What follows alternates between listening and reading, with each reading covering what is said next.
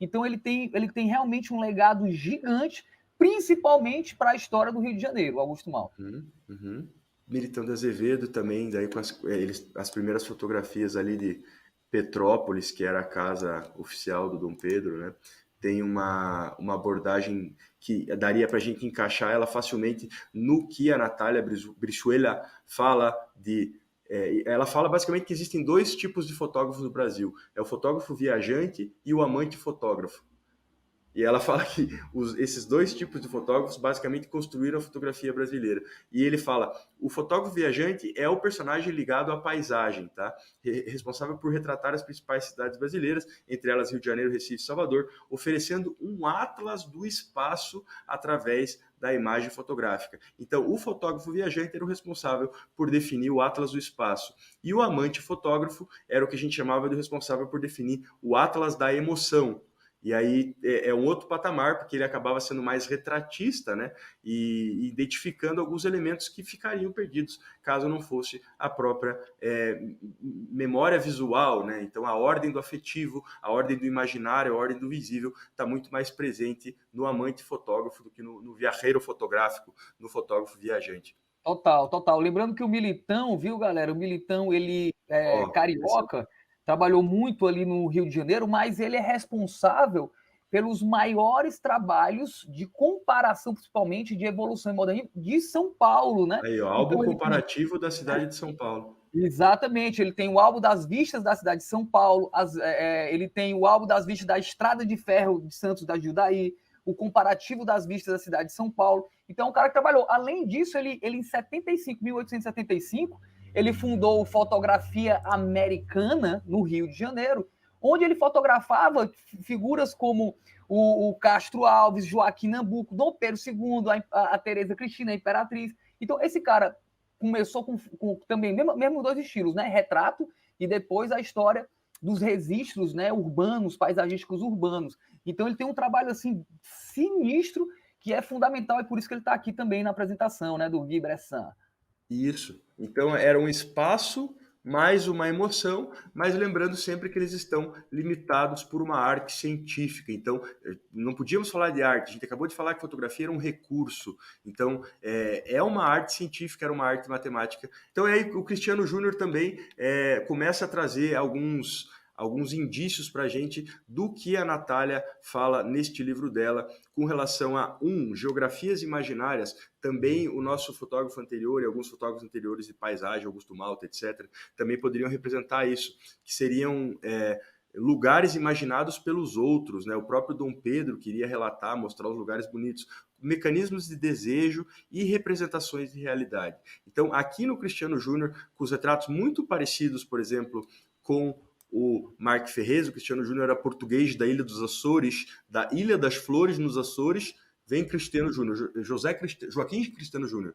E aqui mostra este signo do cidadão brasileiro. Então era muito mais uma coisa do que eu achava que era, tá? Então assim, é uma percepção europeia, e a percepção europeia quando vier aos países de terceiro mundo, e isso durante toda a colonização do terceiro mundo, eles tinham uma certa interferência da imaginação. Então, eles não conseguiam ter muita certeza do que era realidade e do que era imaginação. Então, é um lapso, o próprio Dom Pedro, olha como ele quer aparecer dinâmico nessas fotos, ó, todo um arbusto, um desenho exótico para mostrar as riquezas naturais do Brasil. Ele tinha um acervo de 21 mil fotos de paisagens botânicas, que ele era fascinado por essa coisa, ele gostava então dessa exoticidade, ele queria mostrar a pungência da fauna, a pungência do Brasil. E a fotografia, então, nessa época do Dom Pedro, ali com o Cristiano Júnior, com algumas análises um pouco mais. Este é o glorioso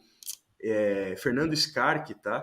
Que tem essas fotos de Petrópolis, fazia impressões em albumina, foi um fotógrafo imperial por muitos anos. Então, sempre estes caras dotados de pensamentos europeus, usando a fotografia como ferramenta para racionalizar o mundo, tá? Porque se a gente não tinha Instagram, se a gente ainda não tinha revistas ilustradas, a possibilidade que a gente tinha era entender o mundo a partir de fotografia, e tentando, numa segunda via, construir identidades compartilhadas, tá? Só que identidades compartilhadas por quem? Com quem? Sempre de europeus para europeus, né? O Então, Cristiano Júnior, ele tem o trabalho dele é pesado em cima dos escravos, né? Ele é referência dentro da documentação dos escravos brasileiros, principalmente da cidade do Rio de Janeiro, né? Com trabalhos aí gigantes, né? José Cristiano Júnior, parece até brasileiro, mas o bicho é gringo também. é gringo, da Ilha dos Açores. Então, assim, o Segundo Império, ele utiliza muito, essa é uma boa foto para exemplificar. Essa é a última foto do Dom Pedro e a família no Brasil, antes da proclamação. O Segundo Império, que vai até 89, né, então de 1840, já com essa difusão, onde acontece a difusão desta fotografia de europeus para europeus, o Dom Pedro tinha em tese de montar uma imaginação geográfica dessa nova colônia, desenvolvendo um sentimento nacionalista. Então, só que uma coisa equivocada, porque não estava sendo feita por brasileiros, eram europeus falando do brasileiros. Pode passar, Marcos, por favor. A fotografia, então, ela vai estar muito associada à ideia da cartografia, a esse projeto romântico, tá? A essa coisa da geografia, da precisão. É um desenvolvimento cultural junto à própria consolidação da fotografia no Brasil. Essa é uma foto do Marco Ferrez, é uma foto muito boa, isso é uma realidade comum para a gente aqui no Paraná e no Sul, que são as araucárias, né? E essa geografia... Na minha região, só o que tem é araucária, na Mantiqueira. Em Airuoca aí? A gente tem o maior bosque de araucárias do Brasil. É mesmo, Lá mano. Que loucura. Lembrando, gente... tá, galera, que o Gui com certeza vai entrar nesse assunto também, nessas questões aí antropológicas e o porquê. O Dom Pedro, ele utilizou muita fotografia para vender o Brasil na Europa. Isso. Então, ele utilizou porque ele queria mostrar o Brasil colônia modernizado. Então, ele utilizou do que o Boris Kossoi chama de primeira e segunda realidade, porque a primeira realidade, basicamente, é o que você está olhando ali. Eu estou olhando aqui, certo? Essa vista aqui da cidade, né, de São Paulo, essa vista é do quê? Petrópolis. Petrópolis, pronto. Então, eu estou mostrando aqui a cidade aqui, né, Petrópolis, e você vê a primeira realidade, que é uma vista de uma região bonita, cheia de árvores e casas construídas, mas a fotografia existe mais. Existem aquelas significâncias por trás, o que Boris Kossoi chama de segunda realidade, que é a intenção real de quem contratou ou de quem fotografou. Então, se o Dom Pedro ele tinha o intuito de vender o Brasil colônia como moderno, como um império bacana e tal, o Brasil é massa, venham para cá europeus, o que ele fez? Ele pegou europeus fotografando o Brasil para vender o Brasil fora também. Então, toda fotografia tem um intuito. Até o surgimento da fotografia se deu, aquela corrida, né, dentro da fotografia mundial se deu porque o mundo precisava. Assim como a fotografia humanista aí de Bresson, quando chegou no início do século XX, se deu porque Paris precisava, por questões de depressão. Ou seja, vocês têm que entender que existe sempre algo além do horizonte, né? Além do que você vê. São as intenções reais do que se queria. Então, não é só antropologicamente falando, como um registro documental, mas como um intuito de propagar uma informação, uma ideia, um querer. Então, se liga nisso. Toda imagem tem isso. Toda imagem tem isso. Né? A primeira idade, segunda idade, terceira idade. Tudo vai trabalhar no teu subconsciente e tu nem percebe isso. Então, tudo tem um porquê.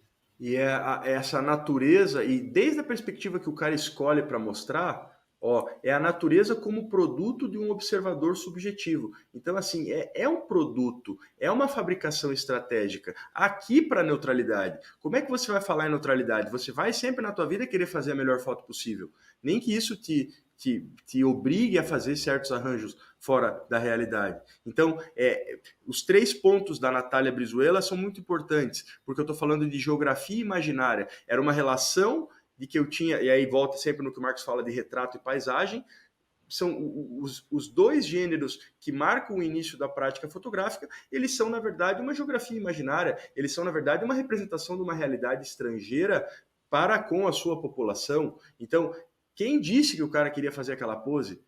Quem disse que a cidade era realmente aquilo que o postal... Porque daí você só vai querer fazer cartões postais da tua realidade. Essa foto é, por exemplo, a primeira foto tomada no Brasil, à direita, de Luiz Comte, é uma fotografia também no Rio de Janeiro, e essa aí é uma do acervo botânico do Dom Pedro II, que ele liberou o acervo para um uso público de todos esses daguerreótipos, todas essas produções com prata e com químicos pesadíssimos. E aqui a gente já pode começar a falar, por exemplo, dessa ideia de que não se trata, gente, não se trata de retratos convencionais, tá? A própria fotografia de Marc Ferrez, se você volta nas fotografias de Marc Ferrez, você entende que era muito mais do que o ser humano por detrás. Existia uma ideia pragmática, existia uma ideia subjetiva, uma ideia utilitarista. Não me interessa quem é você, me interessa o que você é, me interessa o papel que você desempenha.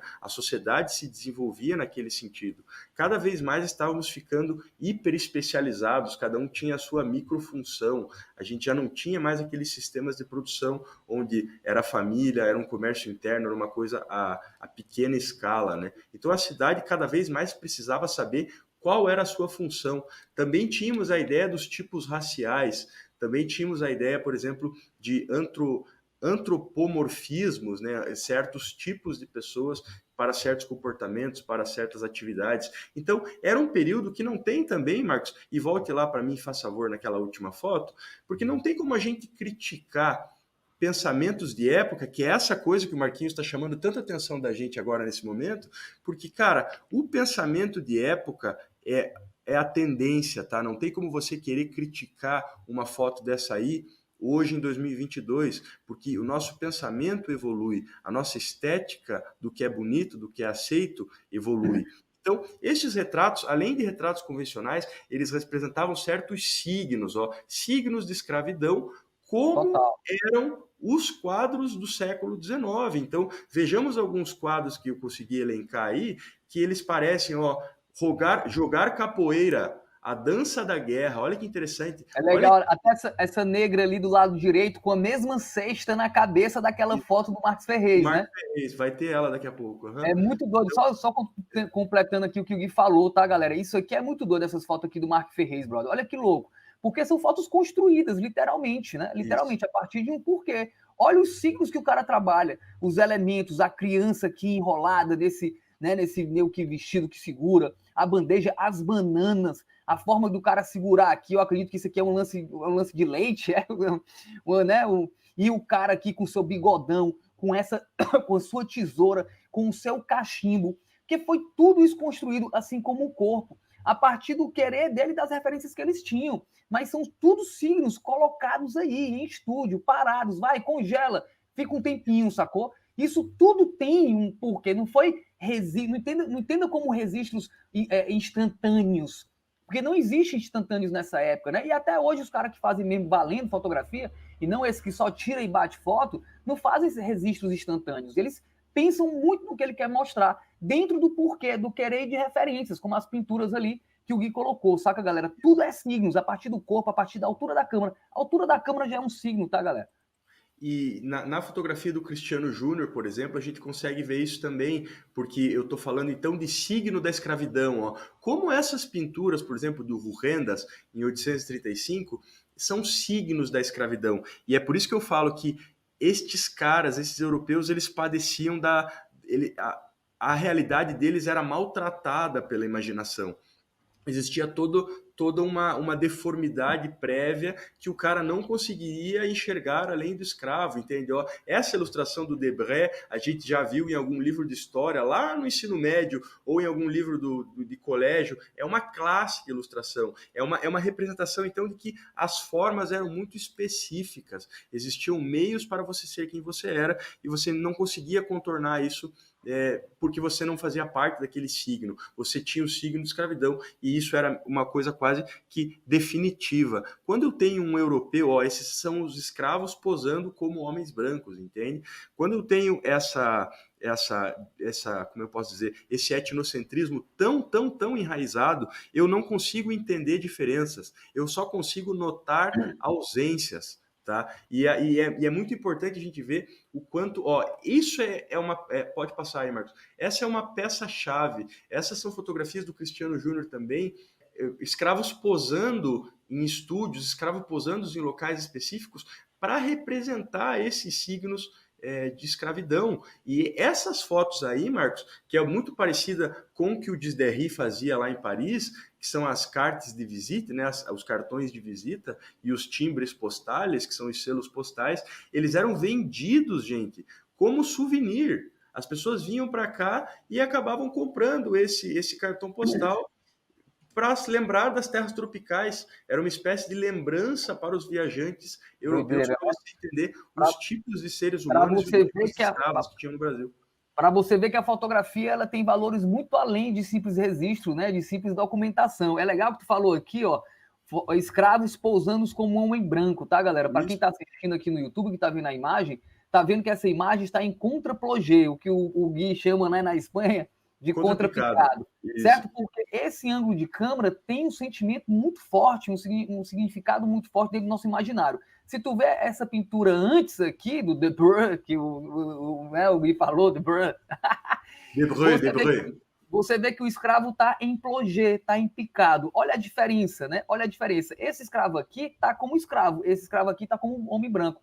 Não só pelo corpo, tá? Que né, ele tá, essa pintura aqui, essa ilustração, ele está todo encolhido, fechado, em postura fechada, mas também em plongé, tá? Então você veja também que as suas escolhas técnicas, elas são sentimentais. E essa galera, desde o seu início da fotografia ali, já sabia dessas questões, até porque os pintores já entendiam isso, né? O sentimento de um ângulo de câmera, da altura da câmera.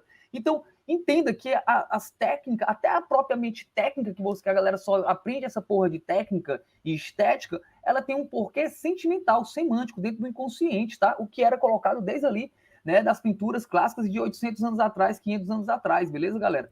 E você vê aqui também, né, essas representações, o Gui falou, são fotografias que vão muito além da antropologia e muito além da documentação, porque elas passavam ideais, elas queriam levar uma outra história, e são fotografias construídas do começo até o final, né, Gui?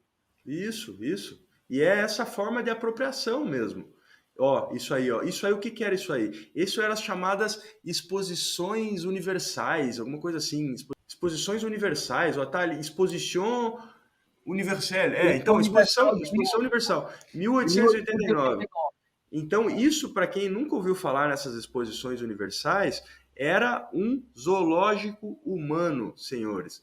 Isso durou, pasmem os senhores, até os anos 40 e 50 em algumas cidades europeias. Então, se eu for parar para analisar numa linha do tempo, anos 40 e 50 é ontem. Então, é uma coisa muito recente e de que forma a gente vai realmente conseguir tirar esse pensamento de que o europeu vai estar no centro sempre como razão absoluta tão rápido. Então é uma coisa que leva anos, tá? Esses eram os zoológicos humanos. Passe mais uma, Marcos, faz favor.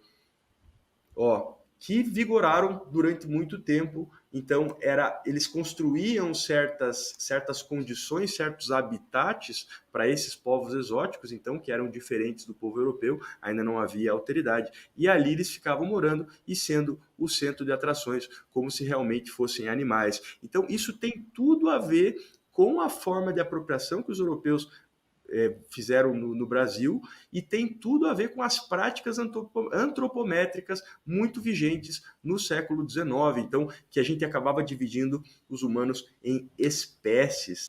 Então, assim, essas práticas antropométricas, elas acabam dando uma espécie de cartografia cultural, o que a modernidade e a pós-modernidade, elas acabariam jogando por terra, porque hoje sabemos que a pluralidade e a diversidade e a alteridade nos permitem entender que existem seres diferentes e nem sempre nós vamos ter a razão absoluta, tá? Eu queria só trazer esses 3 últimos retratos aí, que são as típicas representações do escravo. Se vocês conseguem notar, eles têm uma certa espécie de marcação na pele, quase como bichos mesmo. Tem 2 possibilidades de marcação. Ou eles eram marcados no rosto para representar a propriedade, ou eles eram torturados e acabavam ficando com essas marcas de maneira residual.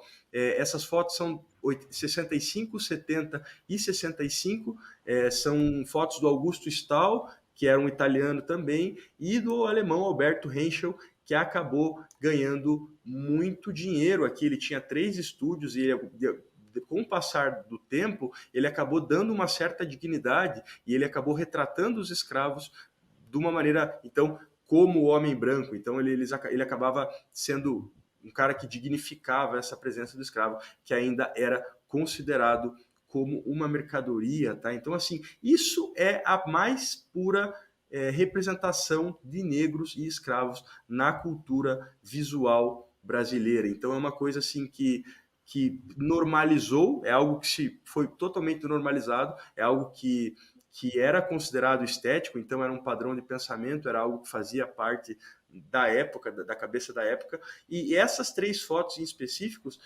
eu queria só trazer uma ideia aqui do Boris Kosoy para a gente analisar elas, porque assim, o Boris Kosoy fala que essas pessoas exerciam atividades quase medievais, se comparadas às que existiam nos países europeus já industrializados ou em vias de industrialização, tá?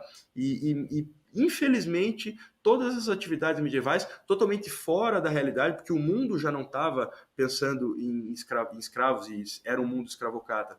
A gente ia na contramão do mundo, e aí toda essa coisa medieval ultrapassada se prestou como modelo para aqueles fotógrafos que buscavam documentar o singular, tá? E essa é uma própria ideia do Boris Kosoy, porque não faz sentido você ter dignificação numa pessoa que está ali com uma baita marca na cara, uma cicatriz enorme, feita por outro alguém, e esse outro alguém não ser punido, entende? Então, não vamos sofrer do anacronismo de falar assim, meu Deus, que absurdo, mas é só para a gente conhecer da onde viemos, por onde a gente vem, como que foi, então, de alguma forma, este pensamento, essa difusão do retrato e da paisagem no Brasil, para a gente tentar entender, então, como chegamos até aqui. A própria forma da construção da sociedade brasileira foi sempre construída em 2 bandas. Então, isso se revela, inclusive, nas linguagens artísticas, que é a própria fotografia, que fala do pensamento da época, né, Marcos?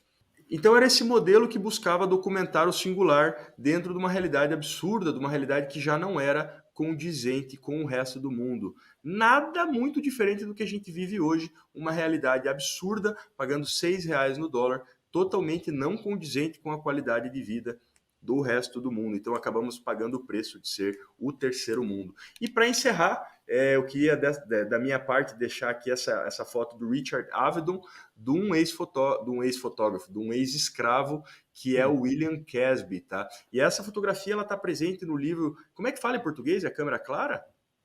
A câmera clara. Câmera clara do Barthes, né? Aquela Roland clássico dele. Isso. É. Então, a câmera clara é a foto que o Barthes escolhe para colocar no livro dele, e é uma câmera que me faz um paralelo muito preciso com essas fotos anteriores ali do Henschel e do Augusto Stahl. Porque, para Barthes, esta foto do William Casby é a prova... Avedon, não? William Casby é o nome do escravo. Ah, ok.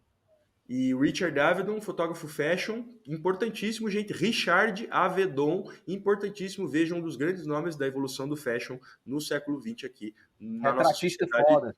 Na nossa sociedade ocidental, Richard Avedon é um dos grandes, tá? E William Casby, que é esse cara que está retratado por Richard Avedon, para Roland Barthes, que é Roland Barthes, que é um grande filósofo da fotografia, talvez o grande... ontólogo, né, que vai atrás de uma ontologia da fotografia. O primeiro filósofo a falar de fotografia desde a partir do olhar da semiótica de Peirce, né? Ele é o primeiro. Isso. Esse livro é um marco, todo mundo tem que ler. A câmera clara ou a câmera lúcida, em espanhol.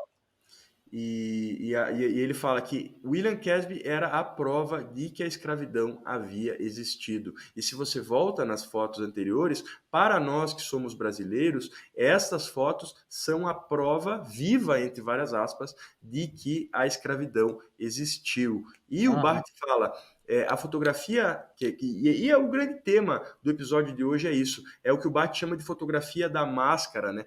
A gente tem que tirar a máscara dessa primeira interpretação, que é a primeira realidade que o próprio Marcos trouxe para a gente, o Boris Kosoy traz para a gente, nos despir dessa máscara, nos despir dessa leitura superficial, para entender que consumir esteticamente não quer dizer consumir politicamente.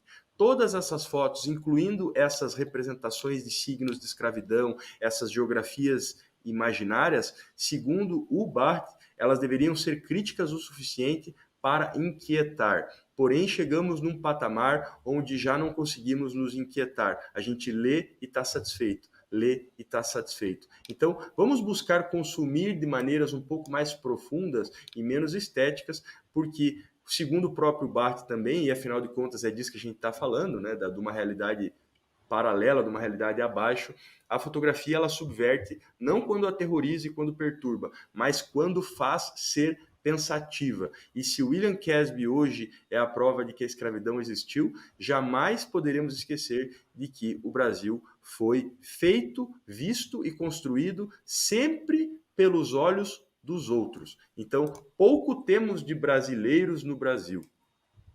É isso aí. Que, galera, eu achei muito interessante, a gente está chegando aqui no final desse episódio 13, né?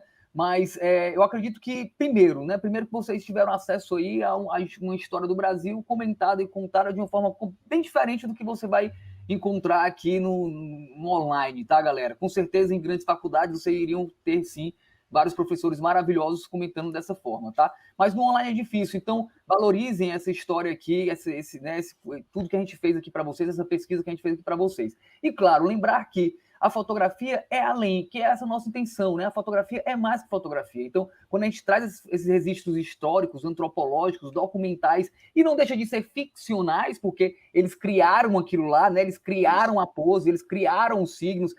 Aquela negra do Marcos Ferrez com aquela bandeja de banana na cabeça, não estava passando na rua e ele pegou para chamar para o estúdio, entendeu? Ele pegou a negra, ele pegou o vestido, ele pegou a criança, ele enrolou, esperou a criança dormir, ou então dirigiu a criança para dormir, botou a cesta na cabeça. Ou seja, são fotografias construídas. Então, esse é o aspecto ficcional que Kossói fala, né, dentro da sua teoria, tá? Então, lembre-se disso. Saiba que tudo tem um intuito, tem um porquê. A fotografia sempre vai ter essas questões antropológicas, documentais e ficcionais. Por quê? Porque existe um querer por trás, tanto daquele que registra, que fotografa, como daquele que contrata esse cara.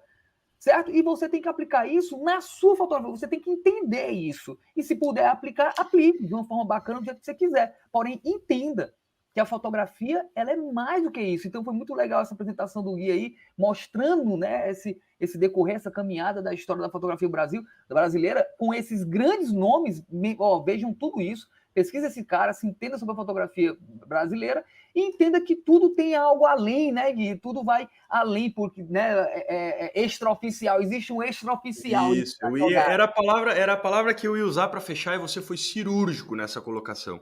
Então, lembrando que o nosso intuito é realmente trazer a universidade para o YouTube, trazer a universidade para o Spotify, falar de coisas sérias, parar de falar de balela, de que a gente não quer aqui para vender curso. Nós não estamos aqui para vender curso. A gente está aqui justamente para compartilhar conhecimento. Se você quer se somente vender curso, aprender a mexer na câmera e tal, não é essa a intenção que a gente tem aqui. A gente quer fazer justamente trazer para falar aqui de Luiz Compte, para falar de assuntos extraoficiais, para falar de histórias extraoficiais e para aumentar o tamanho dos cérebros e das cabeças, para pelo menos fazer a gente pensar diferente. Tem que pensar diferente, gente. Os inquietos, né, Gui? Que são poucos, tá? Eu sempre falei isso, tanto eu como o Gui, tanto a minha escola, através da imagem, como a escola do Gui, a escola de fotografia, é uma escola para poucos. Eu pelo menos, eu nunca tive intenção de formar fotógrafos na minha vida. Tanto que o slogan da Travessa, Gui, nós não formamos fotógrafos, nós formamos pessoas sensíveis. Outra história. Então aqui realmente é expansão. Então sim, esse podcast não é para todos. Agora saiba de que se você está escutando isso, de que você está vendo isso, e que se você chegou até o final, entenda que você, meu amigo, vai se dar melhor do que muita gente no mercado. É simples assim. Se você Chuchu, beleza.